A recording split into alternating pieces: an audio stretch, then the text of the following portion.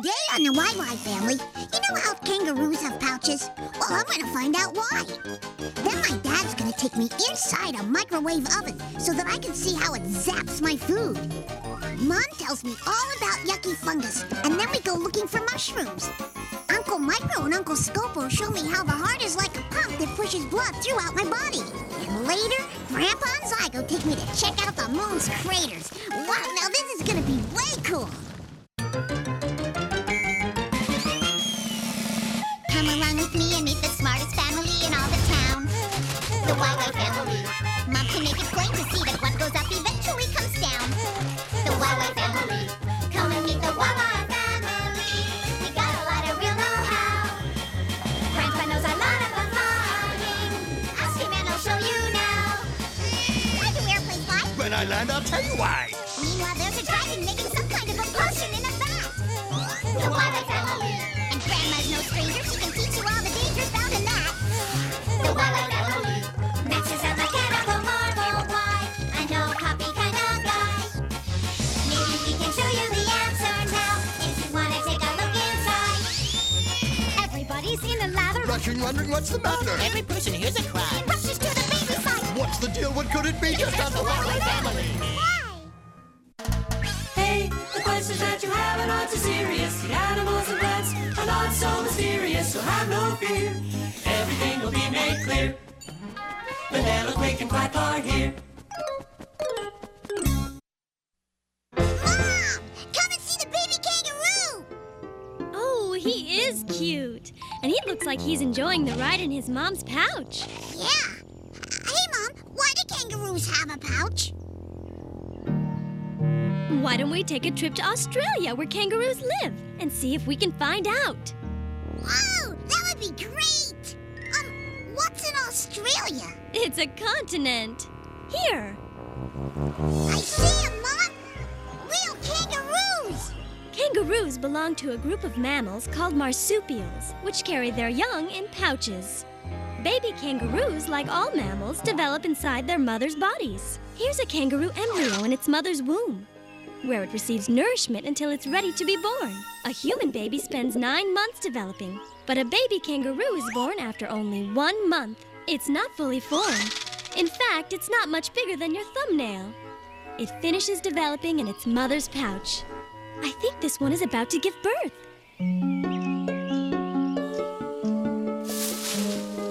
If we're careful, we can get a closer look. Well, that should be a pretty good disguise, especially if the kangaroo is nearsighted. When a baby kangaroo is born, its mother licks her fur to guide the baby to the pouch. I can see it! There it is! Doesn't look much like a kangaroo. That's because it's not fully grown yet. 2, 4, 6, 8. Who do we appreciate? What are you doing? I'm cheering it on. Luckily for it, it can't hear you. Its ears haven't formed yet. It's deaf and blind. Stop bickering, you two. You'll scare our new friends here. Mom, I think it's made it into the pouch. Yes, it has.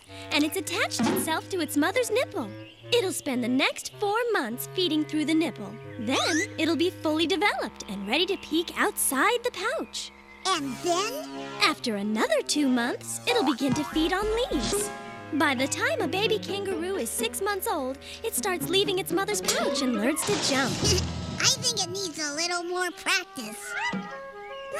Something smells like a drugstore. This is a eucalyptus. Its leaves are used to make all sorts of medicines. And when you see a eucalyptus in Australia, you can be sure there's a koala nearby.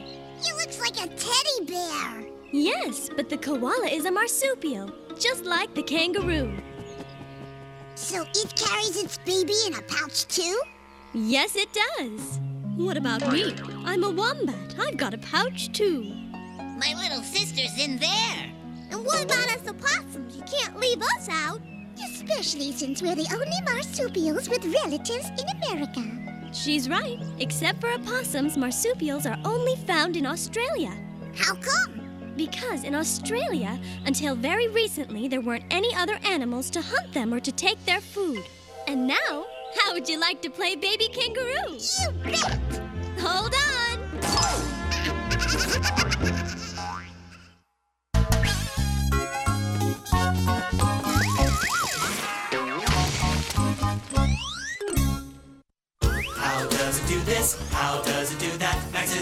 the electronic knack. Machines are his thing, so don't go berserk. That's on the job. You'll find out how they work. Mom, I'm hungry. Be patient, Victor. Dinner will be ready in half an hour. But Mom, I can't wait a half an hour. You say you want food fast, but you don't want fast food. Well, my little friend, I've got just the thing. The one and only handy-dandy microwave oven. In just 15 minutes, you'll be able to eat this entire chicken if your stomach's big enough. Just watch out for the bones. That's great, Dad. But how come the microwave cooks faster than Mom's pokey old oven? Pokey? Let's start with the basics. Do you know what waves are? Sure. When I throw a stone in a pond, it makes rings in the water. Very good. The stone produces circular waves that you can see. But there are other kinds of waves you can't see, like microwaves. Microwaves are a type of electromagnetic waves. Electromagnetic waves. Good. There are several different types of electromagnetic waves. They include light waves, radio waves, which also carry TV signals, and X-rays. Now, this is your basic electric oven. It works on a very simple principle. The electricity warms up the heating coil, which warms up the inside of the oven. For the next step, we'll need special equipment. It's gonna be hot. These suits will protect us. The key to this is water. All of the food we eat contains water, and water is made up of tiny elements called molecules. The heat in the oven causes the water molecules to move. When molecules move, they produce heat. The faster they move, the more heat they produce. This heat cooks the meat slowly, starting with the outside. Now let's check out the microwave oven. This is the magnetron, which generates the microwaves that cook the food. What's that fan for? We'll see in a minute. By the way, kids, microwave ovens are only for cooking food. Don't ever put a living thing inside one. But it's okay for us, because we're cartoons. Right, Dad? Right, Victor. Now here's what it would look like if you could see the microwaves moving in slow motion. The microwaves are reflected off the blades of this spinning fan and scattered in all directions. They bounce off the oven's metal walls, pass through the plate, and into the food. Microwaves can pass through glass, plastic, or cardboard, but not metal. Is that why Mom says it's dangerous to put metal things in a microwave oven? That's right.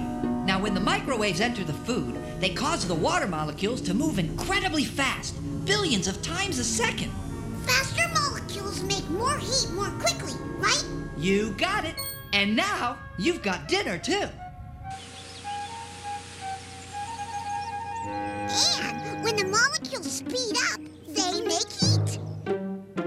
That's very interesting, Victor. But if you don't eat your dinner, it's going to get cold. Okay, Mom. My chicken! Basalt! Isn't science delicious?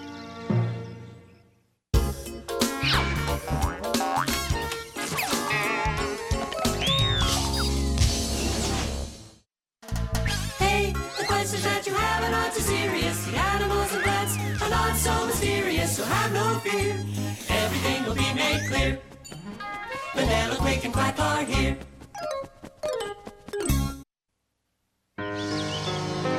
Well, how's the pizza coming along?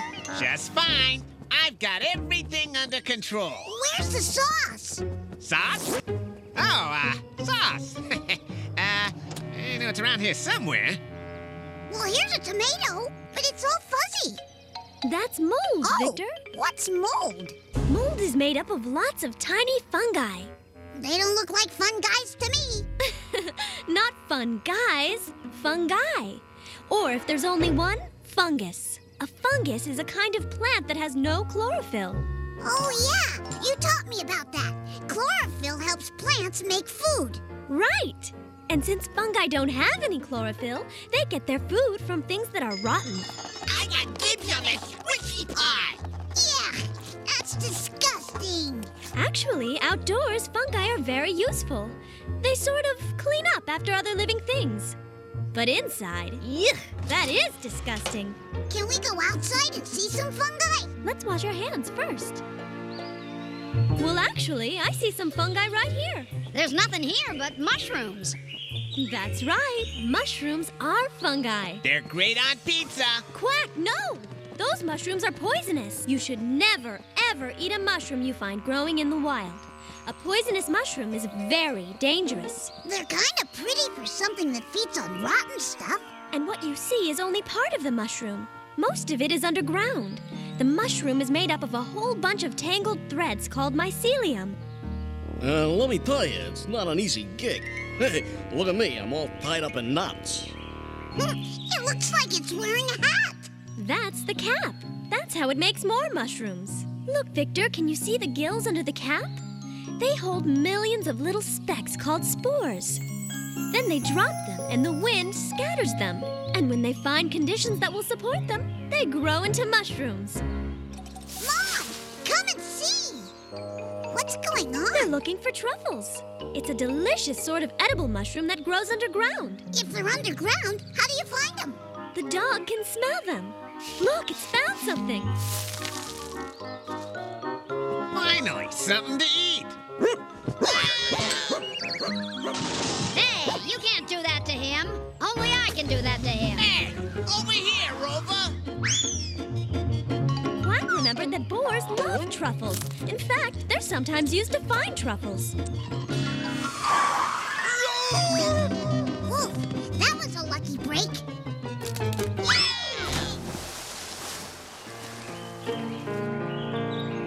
Quack, where are you? Are you all right? I'm fine. Hey, look what I found. Whoa, is that a mushroom? Yup, that's a giant puffball. They can grow as large as 6 feet in diameter. Oh, there you all are. I was... alien invaders! They landed! I guess some people aren't cut out for the wonders of nature. You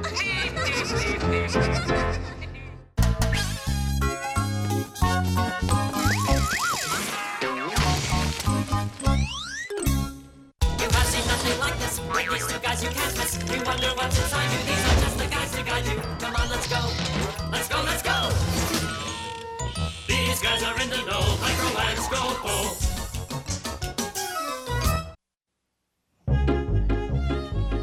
Victor, you shouldn't hang upside down like that. Oh, Mom. All the blood was rushing to your head. Hey, Mom, what's blood for? First of all, Victor, you have to understand that blood travels to all parts of our bodies. It's just like traffic moving all over the city. Only instead of running through streets and alleys, it runs through the veins and the arteries of our body, circulating everywhere from our head to our toes. An adult human body contains about 1.5 gallons of blood. Let's go see blood circulate. Oh! Over there are the heart and the lungs. When you breathe, the air flows into your lungs, and the blood carries the oxygen from your lungs all over your body. It's the heart's job to pump the blood all around the body. And the blood's red cells carry oxygen and nutrients from the food we eat. Blood is also made up of white blood cells and plasma. It's the liquid that the red and white blood cells float in. I know a way to make this easier to understand. Remember the traffic on the road? The heart works like a pump. I have a pump. Well, your heart pushes blood all through your body. After it travels through your body, blood comes back to the heart and is pumped to the lungs, where the red blood cells pick up more oxygen, then go back to the heart and are sent around your body again over and over your whole life long. Wow! Show me.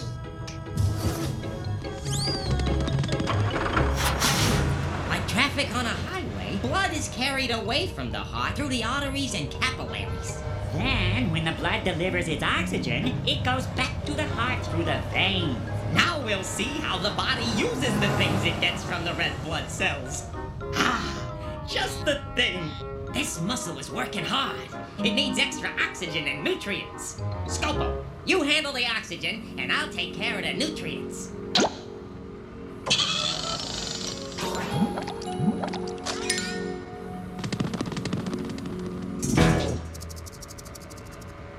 See? Now it has plenty of oxygen and glucose, the nutrient found in sugar delivered courtesy of the red blood cells. What's this garbage? Well, the activity of the cells in our bodies produces waste. The red blood cells take care of that, too. They carry away the waste so our body can get rid of it. Ow! What is that? It's a microbe! Oh, you're talking about microbes. They can make you sick. So I make you sick, do I? Don't worry, Victor. The white blood cells will take care of this. It's their job to rid the body of microbes that can cause disease. Get your crummy hands off me, you lousy coppers! You can't do this to me! Oh. Thank you, Uncle Micro. I'll remember everything I've learned today about red and white blood cells. While you're at it, do you think you could remember where we parked our car? What did Wait, you it's not my do? dog. No, It's you're always driving. you. You're always driving.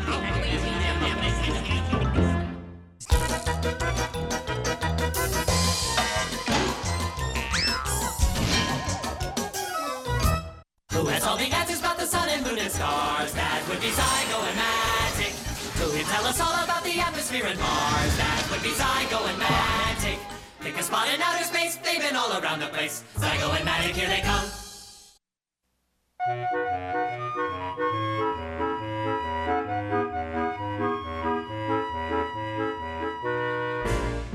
But Grandpa, I'm not tired. Now, your parents left me in charge, and it's your bedtime. Are you trying to get me in trouble? Zygo! Knock it off! You're acting like a dog! I am a dog. You're also a YY! Yeah, but with a moon that bright, a dog's just gotta howl. Say, Grandpa, where does the moon come You know, from? Victor, it's very late, and that would make for a good bedtime story. Actually, nobody knows for sure how the moon was formed. But scientists have come up with a few possible explanations. The first possibility is that the moon and Earth formed separately and very far apart from each other.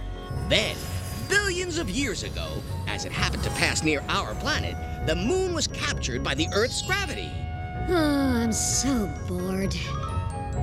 Hey, company! You, come here!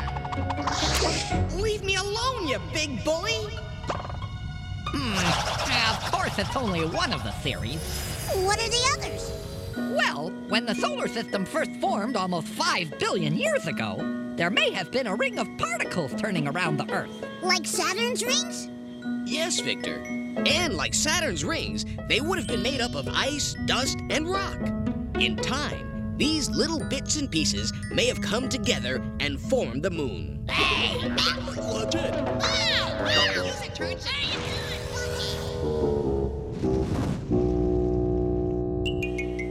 But there's yet another possibility. Oh? What's that? Another planet may have crashed into the Earth.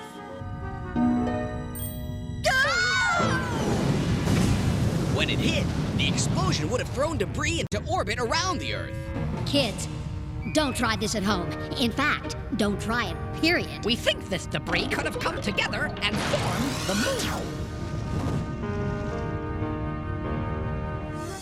But even though we can't be certain how the moon formed, we do know a lot about what it's like now. We've even sent astronauts to the moon to explore it and to collect rock and soil samples. Do we know where all those holes came from? Those aren't holes, Victor. They're craters. They were made when meteorites crashed into the moon.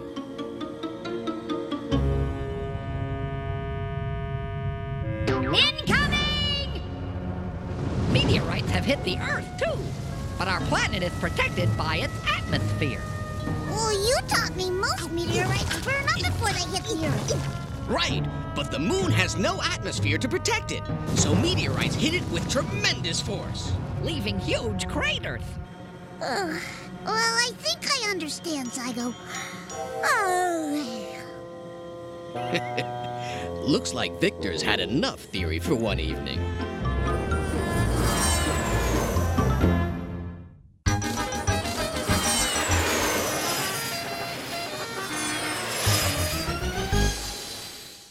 Well, Victor, what'd you learn today? Oh, tons of neat stuff. I learned that if Australia's a really cool place where kangaroos and koalas hang out.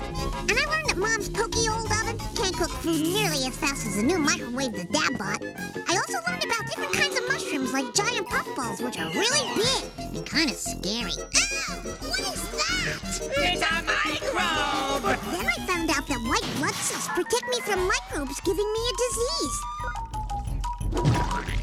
And I learned that the moon is really a satellite that may have been formed from rocks and debris that was floating around the Earth. Sounds like a pretty big day. It was, but I still have plenty of questions left for next time.